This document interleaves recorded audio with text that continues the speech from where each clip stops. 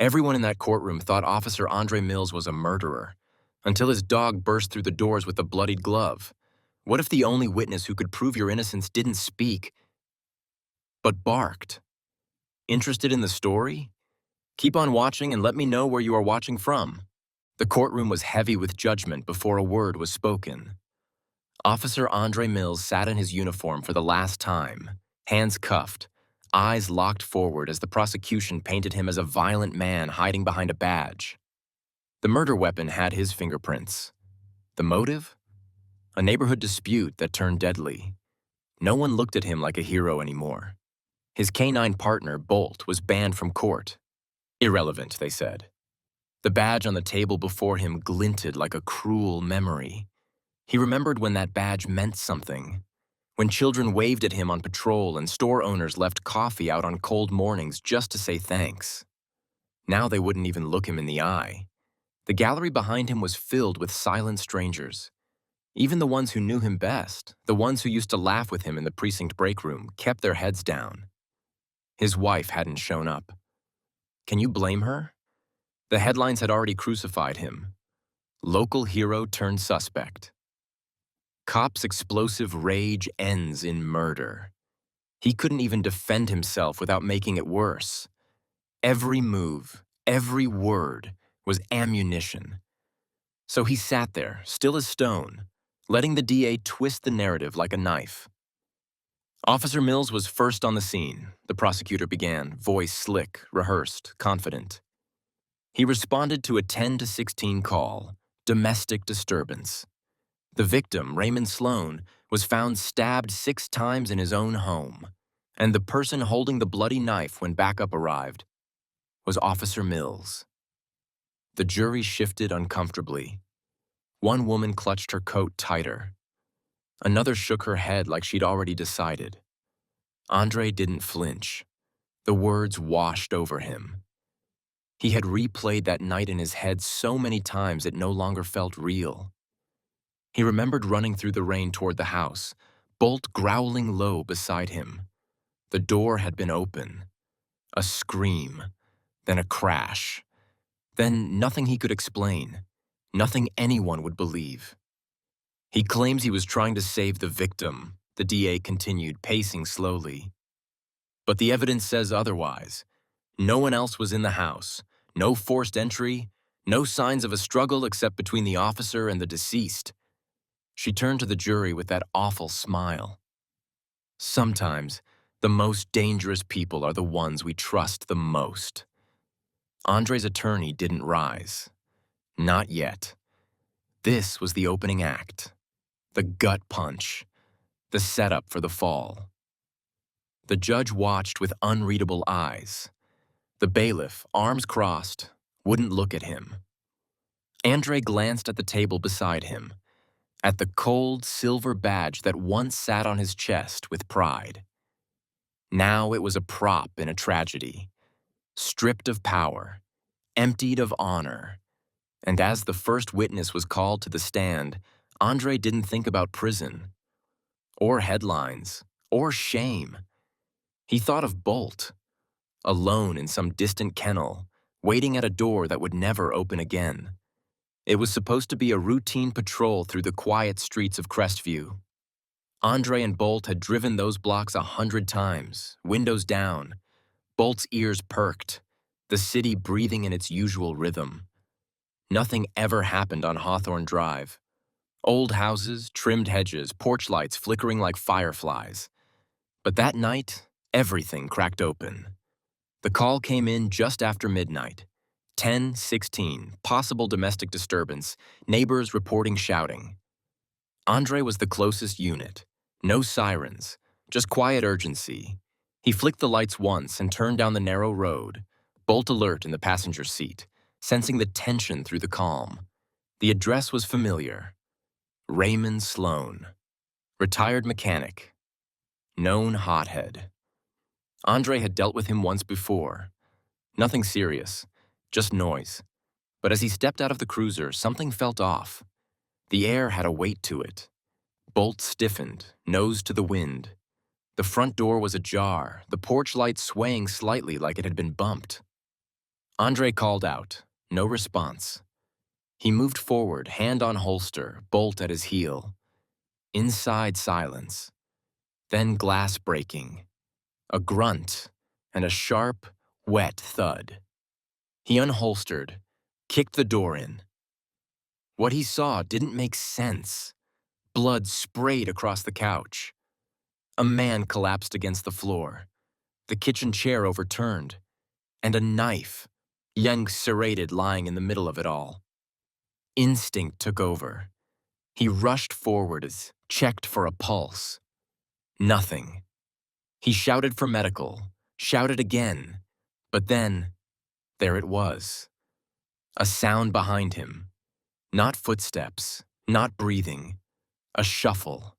And before he could turn, a crash from the hallway. His radio screeched with static. Bolt barked, then silence. The body cam flickered, stuttered, then died. And when he looked down, the knife was in his hands. He didn't remember picking it up. Maybe he moved it to check for signs of life. Maybe it was shock. But it didn't matter. That was what they saw. When backup arrived, lights flooding the room, weapons drawn, Andre froze. He tried to speak, tried to explain, but Bolt was growling toward the hallway, toward something unseen, and no one listened. They saw blood. They saw the blade. And they saw him. Everything that followed was a blur. They took his weapon, took his badge, took Bolt. The statement he gave was written off as confused, even fabricated. No one could verify the radio failure. The hallway had been cleared, no prints, no movement, no witnesses. Just one dead man, one officer, one bloody knife, and a dog who couldn't speak. Andre had gone into that house to stop a fight. Instead, he walked out a suspect. And somewhere, deep in the shadows of that night, the real story was hiding, just out of reach, waiting to be uncovered. The nights in holding felt longer than time itself. Concrete walls, flickering fluorescent lights, and silence so thick it pressed against his chest. Andre lay on the narrow cot, staring at the ceiling as if it might answer the question every breath begged. What really happened that night? But no matter how many times he replayed it, no matter how he rewound and dissected the images, there was always a missing piece.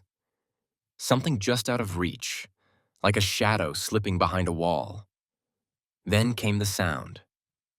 Faint at first, scratching. Just once. He sat up, heart thudding. It was too deliberate to be the wind, too soft to be the guards. For a second, just a second, he swore it was real. A memory disguised as sound. And then it was gone. He lay back down, eyes wide open, more haunted now than before. Because it reminded him of that night, Bolt's whine, low, urgent, a warning wrapped in sorrow. It always came just before something went wrong, a silent code between them after years on patrol. And that night, right before the camera cut out, Bolt had whined. Just once, then a bark, then silence. Andre didn't imagine that. He remembered the sound like it had been branded into his brain. But in court, none of that mattered. The jury didn't get to hear about the way Bolt paced before a bust, or how he could smell a lie before a word was spoken. They weren't allowed to. The judge called it irrelevant behavior. The prosecution said Bolt's reactions were anecdotal at best. A dog doesn't testify. Andre wanted to scream. The only witness that truly knew what happened was sitting in a kennel miles away, probably wondering where his partner had gone. The defense tried to mount something. A few testimonials about Andre's service record, commendations, a neighbor who said she never heard him raise his voice. But against the mountain of evidence, it all sounded like hollow noise. The prints on the knife, the lack of forced entry, the absence of any third-party DNA. It was all too neat, too complete. Crime scenes rarely wrapped up with a bow, yet this one did. Andre had been on the force long enough to know when a case felt planted. But when you're the one inside the cage, no one listens. Still, he couldn't shake the image of Bolt. That bark had meant something. That silence afterward even more. He kept seeing Bolt's face, eyes sharp, head tilted, frozen in that instant before everything fell apart. The bond between them had been built on more than commands. It was instinct, trust forged through smoke and bullets. And somewhere deep inside, Andre knew his partner hadn't given up. Bolt had seen something, maybe even tried to stop it. And if he was still out there, Andre could only hope the dog was doing what he did best, tracking, remembering, waiting. Because if there was even the slightest chance that Bolt had held onto the truth, then this wasn't over, not by a long shot. Detective Harris took the stand like he owned it, calm, polished, the kind of witness juries leaned in for. He didn't look at Andre, not once, not even when the bailiff swore him in. But Andre stared hard, not with anger, but with a cold disbelief that cut deeper than steel. This man, this so-called brother, was about to bury him. Harris started with the basics. I arrived on scene at 00:27 hours. The suspect, Officer Mills, was in the living room, standing over the body, weapon in hand, non-compliant at first, then appeared disoriented. I called for immediate backup. His voice didn't waver. He didn't sweat. He spoke like he was reporting a broken taillight, not destroying a life. Then came the twist. In my professional opinion, Harris continued, Officer Mills had been unstable in the weeks prior. We'd received several reports of emotional outbursts, erratic behavior, difficulty following protocol. I tried to intervene informally, but things only escalated. A few jurors shifted in their seats. One crossed her arms. Andre clenched his jaw so hard he tasted copper. What Harris was spinning wasn't just exaggeration. It was fiction. Flat-out betrayal in a pressed suit. The courtroom absorbed every word like gospel. The defense didn't rise. They didn't object. Because Harris wasn't just any witness. He was the first officer on the scene after Andre. The one who filed the initial report. The one who could have said, let's look deeper. But he didn't. And worse, he left out what Andre remembered too clearly. The glitch in Bolt's GPS signal. Every K9 unit wore one. Standard issue. Tracks movement in real time. But that night, Bolt's tracker went dark minutes before the call. The logs showed it. Andre had seen them before they locked him out of the system. He'd even flagged it. But now, Harris sat there, report in hand, acting like nothing unusual happened at all. That absence, that blank space in the chain of evidence, could have changed everything. But no one brought it up. Not the DA, not the judge, not even his own lawyer. Andre sat there, fists clenched, while Harris painted him as a cop on the edge, a man who snapped under pressure.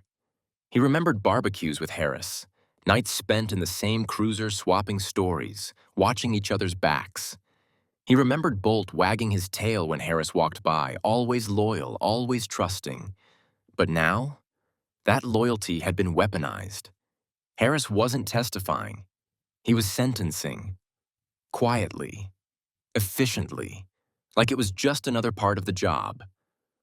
When he stepped down, he walked past Andre without a glance. Not a flicker of guilt. Not a shred of hesitation. Andre looked at the badge on the table again, then back at the man he once called brother. That betrayal didn't roar. It whispered. It settled into the cracks of his soul and stayed there. And in that moment, Andre knew this trial wasn't just about proving his innocence. It was about unmasking a truth no one wanted to see. Because the real danger wasn't in the house that night. It was sitting in plain sight, wearing a tie. In a forgotten corner of the precinct, behind rusted gates and half-lit corridors, Bolt waited. His ears twitched at every passing step, his body still tense with purpose even in confinement. The kennel wasn't a cage to him. It was a pause, a place where duty sat coiled like a spring, ready to snap. The other dogs barked at shadows, paced in circles, lived for meals and scheduled walks. But Bolt stayed still, eyes fixed on the exit, nose twitching with memory. Because for Bolt, the job hadn't ended the night Andre was taken. It had only changed. The scent still haunted him, iron-rich, tainted with fear and adrenaline. A man had run through that alley bleeding, breathing fast, leaving behind pieces of himself in panic. Bolt had followed, paws silent against wet concrete, a ghost in uniform. He'd chased the trail to a side fence, just seconds behind, heart racing. And then came the voice. Sharp, familiar, the command to heal. And Bolt, loyal to the last breath, had stopped. Turned. Returned. But that instinct, to follow, to finish what he'd started, had never quieted. The piece of fabric between his teeth when he came back was small, torn, but soaked with scent. He didn't drop it, not at first. He hid it beneath the blanket in his kennel, buried it the way wild things bury truth until it's safe to dig up again. No one checked. No one asked. The officers fed him on rotation now, no familiar hands, no quiet words of reassurance. Just bowls slid under the gate and glances that bounced off his unreadable eyes. Bolt didn't wag his tail. He didn't bark for attention. He listened. He watched. And at night, when the precinct lights dimmed and the silence returned, he'd nose the blanket aside and sniff the cloth again, remembering. It wasn't Andre's blood. That much he knew. The scent was wrong, stranger, colder, layered with something foul. Fear, deceit. Bolt had spent years identifying those notes. This wasn't confusion or panic. This was escape. Whoever had fled that night hadn't been running from danger. They'd been running from discovery. And Bolt had been one step away from catching them. The frustration lived deep in his muscles, coiling tight. One night, when a rookie forgot to latch the gate properly, Bolt slipped out, silent, intent. Not to run, not to disappear, but to search. He retraced his steps in the dark, past dumpsters and fences, along sidewalks stained with rain, and at the alley's mouth, he stopped. The scent was fainter now, weeks old, but still there. Bolt growled low, a sound no one heard, but that echoed in his bones. Then, knowing he couldn't stay out long, he returned to his kennel, cloth still hidden, mission unfinished. He lay down with his head on his paws, eyes open, waiting. Not for freedom, not for food, but for the one moment when someone, anyone, would ask the question he was born to. Answer. What really happened that night? Andre's lawyer stood in the center of the courtroom like a soldier who'd run out of ammunition. Her voice didn't tremble, but it carried the weight of resignation. We have no physical evidence to present, she said, her eyes scanning the jury. Only a belief in the truth. The room responded with silence, not out of respect, but fatigue. After weeks of testimony, files, and forensic diagrams, belief felt like a cheap substitute. The judge didn't blink. He scribbled something on his notepad, a nod to the inevitability of what came next. Closing statements. Summation. The end. Andre didn't look at his lawyer. He didn't need to. She'd tried, but truth without proof was just noise, and the jury had grown tired of listening. He turned his gaze to them instead, the 12 strangers who held the pieces of his life in their hands. A few looked away. Others gave him polite, neutral expressions. One man in the back, the youngest of the group, tapped his pen without rhythm, not meeting his eyes once. Andre remembered patrolling these neighborhoods, responding to these people's calls, walking their children across busy intersections. Now he was the danger behind the door. The courtroom buzzed with the soft rustle of papers, heels on polished tile, the shifting of weight as people prepared to wrap up the performance. No one noticed the sound at first. A faint whine, then a gentle scratch, barely audible. But just outside the doors, a janitor named Miguel paused mid-mop and frowned.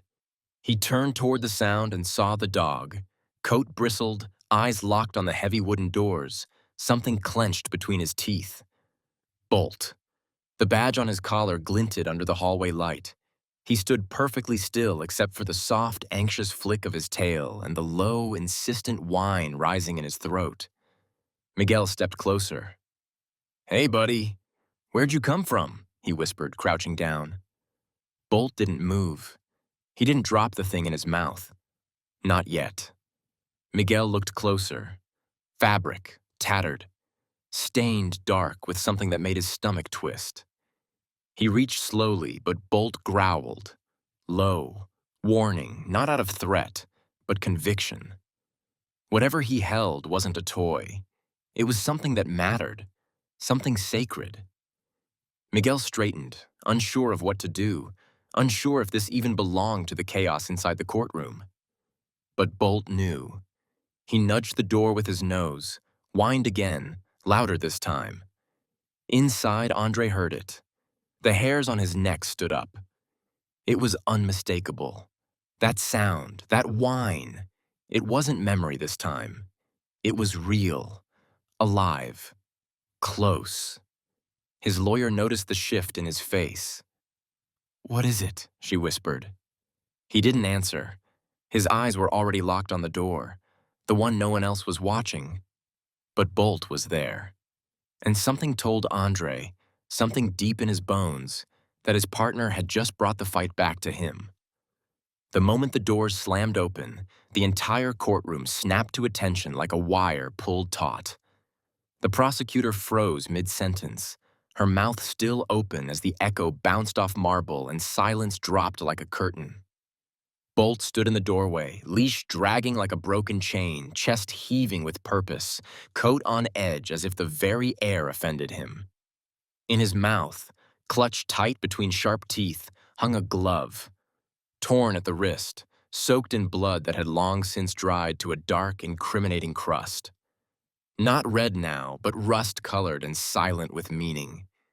Gasps flared through the gallery, some sharp, others strangled. A reporter dropped their pen. One juror actually recoiled. The instinctive jerk of someone witnessing something sacred and impossible at the same time.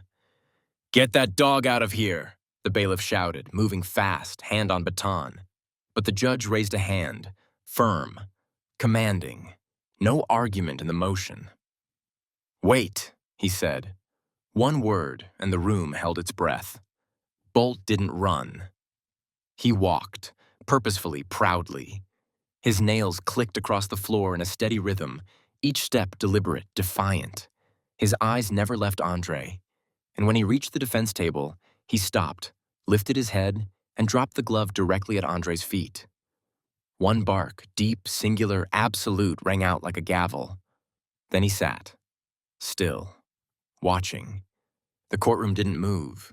Not the jury, not the press, not even Harris, seated near the back, his hands tightening around the edge of his seat. Andre stared at the glove like it was a ghost. Something dragged out of the past to testify in a trial that had ignored everything but assumptions. His lawyer was the first to move, her hands trembling as she reached down and picked it up with a tissue from her bag. "Your Honor," she said slowly, voice pitched low with disbelief and rising urgency.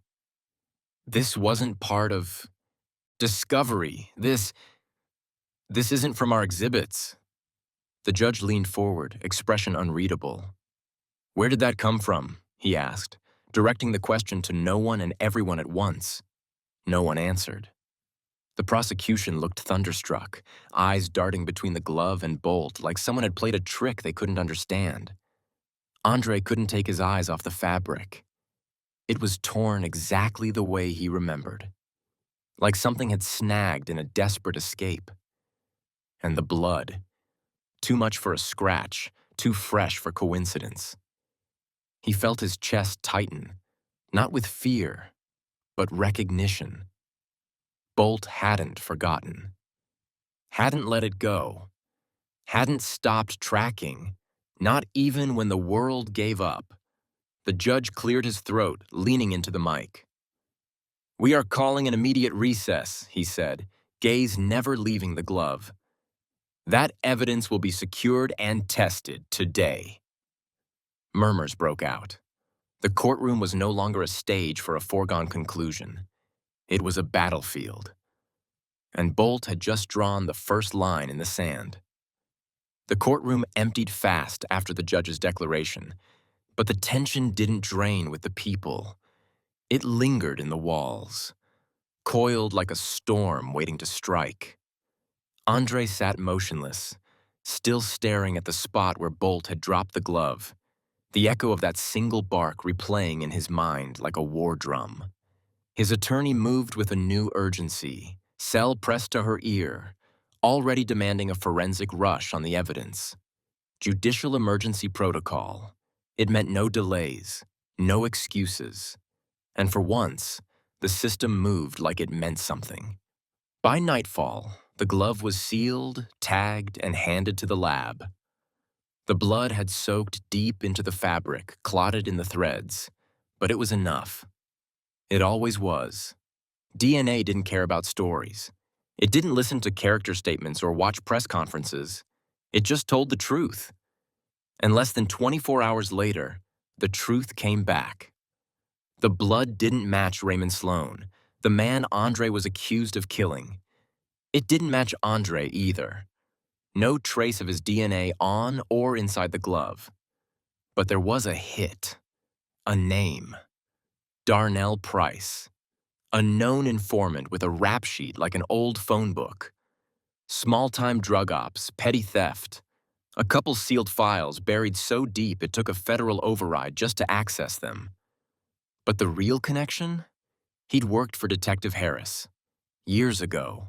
Quietly, off the books. Someone Harris had used to gather dirt when official methods fell short. Someone expendable. Someone dangerous. And someone who'd vanished 2 weeks before the trial began. No arrest, no warrant, no official inquiry. Just disappeared. The prosecution had never mentioned his name. The defense had never known to ask. But Bolt had remembered. That scent in the alley. That piece of cloth he'd torn from a fleeing figure. It hadn't been a ghost Bolt chased that night. It had been Darnell. And somewhere in the chaos, in the blur of screams and blood and confusion, Bolt had made contact. Maybe even fought him. But the command to heal had come too soon. Now it was all surfacing.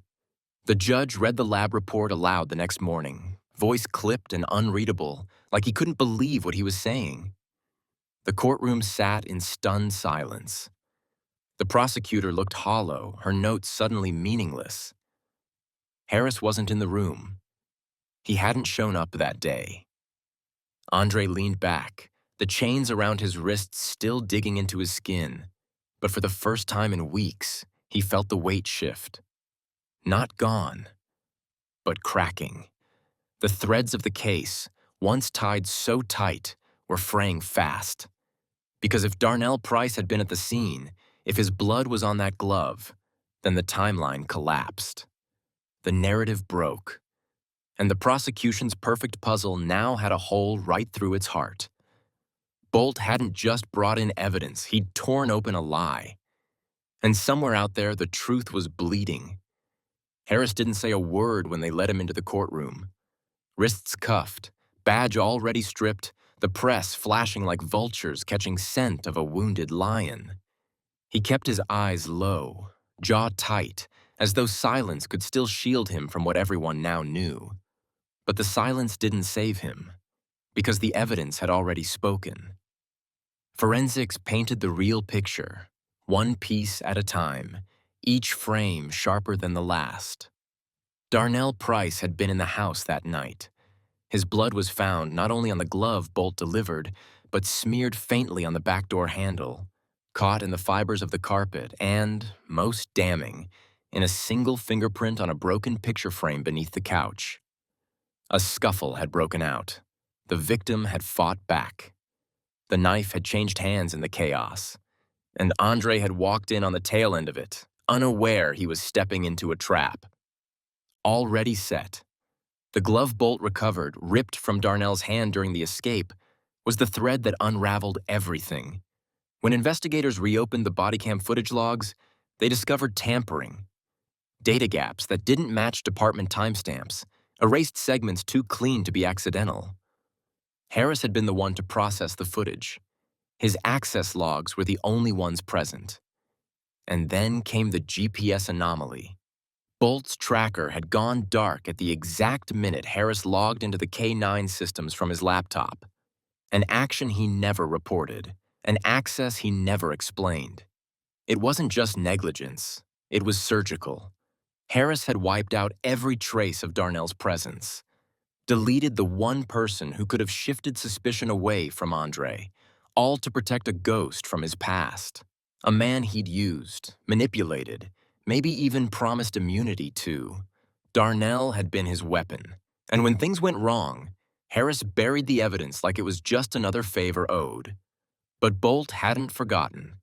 He'd followed the scent, held on to the clue, risked everything to carry that glove into the courtroom and place it at Andre's feet, like a soldier laying down the final proof of war. And now, the courtroom that once couldn't even look at Andre was locked on him, watching as the lies fell apart. The jury returned in under an hour. There were no long deliberations, no back-and-forth debates. The prosecution had already withdrawn half their statements. The judge didn't mask his disgust when he read the verdict aloud. Not guilty. Andre didn't smile. He didn't speak. He just looked down at Bolt, seated faithfully beside him now, and placed a hand on the dog's head. A silent thank you passed between them. No words, just years of trust packed into a single moment. Because while the system had nearly swallowed him whole, while friends had turned and the truth had been buried under protocol and betrayal, Bolt never wavered. He'd remembered. He'd searched. And when the time came, he'd delivered justice the only way he knew how. Nose to the ground, heart on the line, and no leash strong enough to stop him. The word came down like a thunderclap, yet it was spoken gently. Not guilty. The courtroom, once a tomb of silence and suspicion, erupted into breathless applause, a release of tension that had gripped the air for weeks. But Andre didn't react right away. He just sat there, still. Not because he was shocked, but because it had taken so long to get here. The moment felt like it belonged to someone else. Then he looked down, and there was Bolt, head resting on his knee, eyes steady and calm, as if to say, "I never doubted you." Andre placed his hand on Bolt's neck, fingers curling into thick fur, and in that quiet exchange, the entire world made sense again. The judge stood and cleared his throat, but his voice was softer now. "Before we adjourn, there is one final order of business."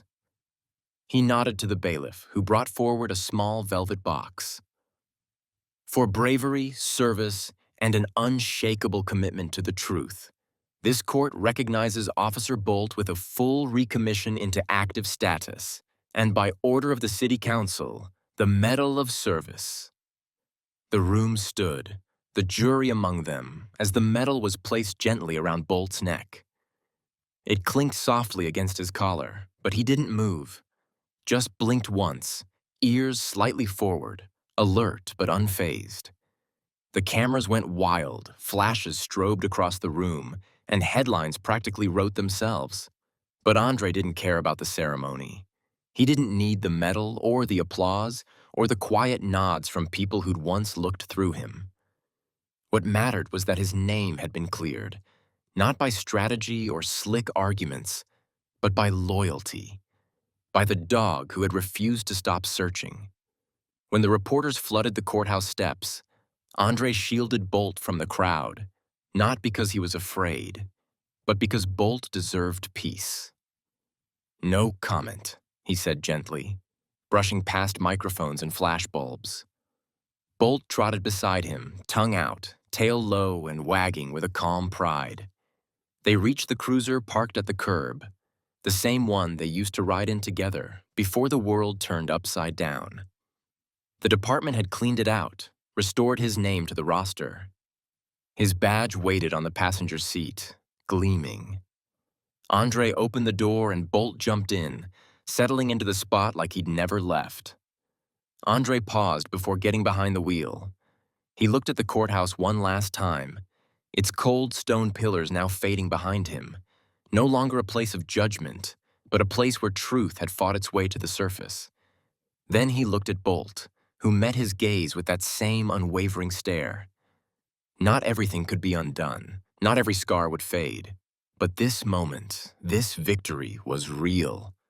As they pulled away from the curb, the city lights blinking ahead, Andre realized something profound. Truth doesn't always speak. Sometimes it barks, sometimes it bleeds, and sometimes it walks beside you on four legs with a nose sharper than any lie and a heart that never questions your worth.